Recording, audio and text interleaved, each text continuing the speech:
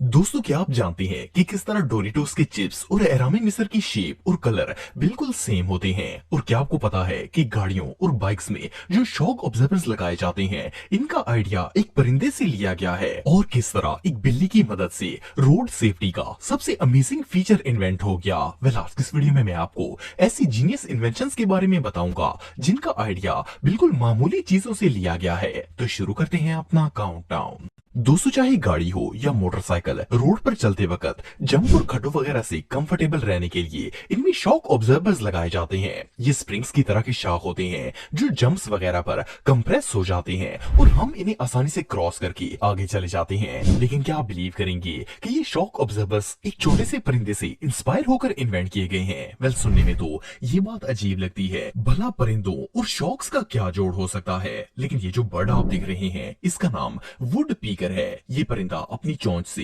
दरख्त की लकड़ी में सुराख करता है। मजे की बात यह है कि जब वुड पीकर झटकों से किसी दरख्त में अपनी चोंच से सुराख करता है तो इन शॉक्स के बावजूद भी इसका बाकी जिस्म अपनी जगह पर बिल्कुल स्टेबल होता है। हालांकि इतने झटकों से इसकी पूरी बॉडी हरकत करनी चाहिए, पर इन मुसलसल शॉक्स के बावजूद ये बिल्कुल स्टिल रहता है। साइंटिस्ट ने जब इस परिंदे की बॉडी को स्टडी किया तो पता चला कि ऐसा इस परिंदे की बॉडी में मौजूद हड्डियों की लचक की वजह से होता है। इतनी मैसिव हरकत के बावजूद भी इसकी हड्डियां इन शॉक्स को ऑब्जर्व कर लेती हैं और इसकी पूरी बॉडी रिलैक्स रहती है।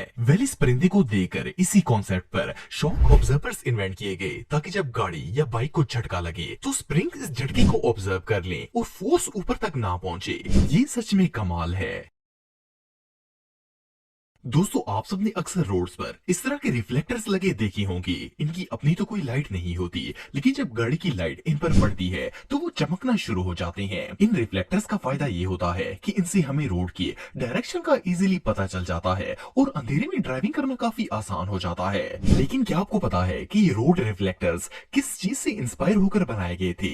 इन रिफ्लेक्टर्स के इन्वेंटर का नाम पर्सी शॉ था। पर्सी एक बिजनेसमैन थे और 1993 में एक दफा पर्सी रात के वक्त एक फॉगी और डार्क रोड पर ड्राइव कर रहे थे कि अचानक इन्हें अंधेरे में कोई चीज चमकती हुई नजर आई। पर्सी को हैरानी हुई कि इतने अंधेरे में ये छोटी सी रोशनी किस चीज की है। इन्होंने गाड़ी रोकी और जब पास जाकर देखा तो वो बिल्ली थी और इसकी आंखें चमक रही थी। पर्सी ने जब बिल्ली की आंखों को देखा तो इनके दिमाग में ख्याल आया कि अगर इस तरह की कोई चमकने वाली चीज रोड पर लगा दी जाए तो ड्राइवर्स को रास्ता देखने में आसानी हो सकती है।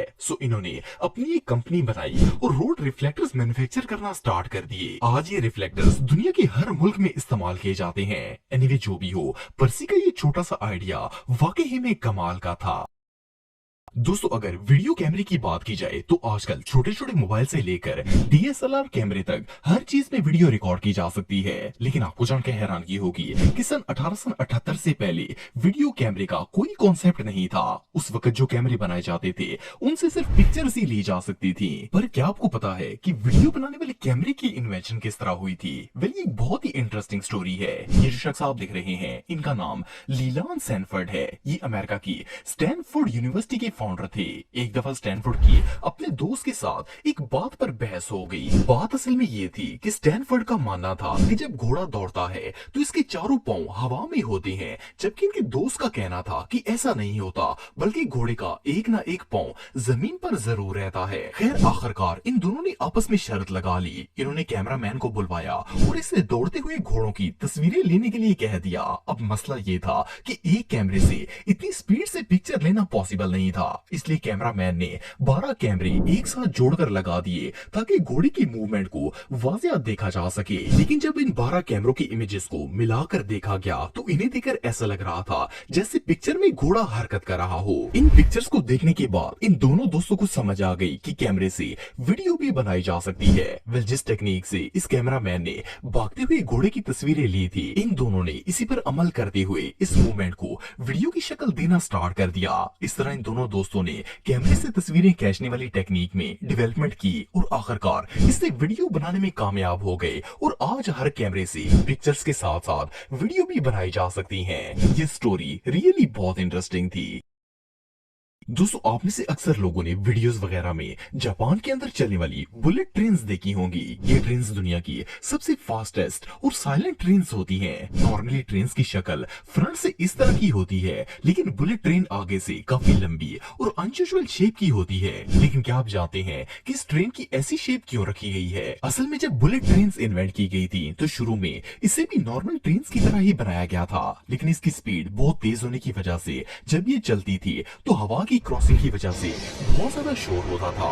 इवन इस ट्रेन का शोर इतना ज्यादा था कि जापान के लोगों ने इसके खिलाफ कंप्लेन करना शुरू कर दी थी। इसी ट्रेन के डिपार्टमेंट में नकात्सु नाम के एक इंजीनियर काम करते थे और इन्हें बर्ड्स का बहुत शौक था। एक दिन नकात्सु किंग फिशर नाम की एक चिड़िया को देख रहे थे। इन्होंने नोटिस किया कि जब ये चिड़िया पानी में अपना शिकार करने के लिए जाती है तो इसकी स्पीड तो काफी तेज होती है, पर इसके बावजूद मछली को ना तो इसकी आवाज आती है और ना ही इसकी स्पीड महसूस होती है। नकात्सु ने इस परिंदे की खामोश उड़ान पर रिसर्च करना शुरू कर दी। इन्हें पता चला कि असल में ऐसा इस किंग फिशर की लंबी चोंच की वजह से होता है। ये चोंच आगे से काफी लंबी होती है, इसलिए हवा को क्रॉस करते वक्त ये बिल्कुल साइलेंट हो जाती है। इनके दिमाग में फौरन आइडिया आया कि क्यों ना अपनी बुलेट ट्रेन की फ्रंट शेप को लंबा कर दिया जाए, और जब ऐसा करके देखा गया तो इससे ना सिर्फ ट्रेन की आवाज बंद हो गई बल्कि इसकी स्पीड में भी इजाफा हो गया। ये आइडिया रियली माइंड ब्लोइंग था।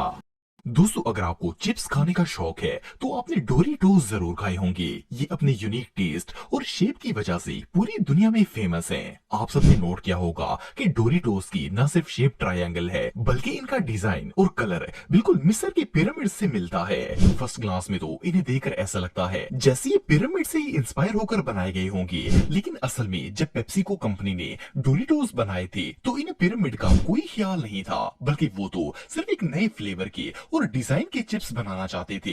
लेकिन मजे की बात यह है कि इत्तेफाक से ये डोरिटोस शेप और कलर में दोनों ही अराबिक मिस्र से मैच हो गए। वैसे तो ये सिर्फ एक कोइंसिडेंस था, लेकिन डोरिटोस को इस वजह से बहुत ज्यादा पब्लिसिटी मिली, क्योंकि आज भी ये कंपनी पिरामिड जैसी बिल्डिंग पर ही अपनी एडवर्टाइजमेंट करती है और इनके सोशल मीडिया अकाउंट्स पर भी इन चिप्स को पिरामिड से जरूर मैच किया जाता है।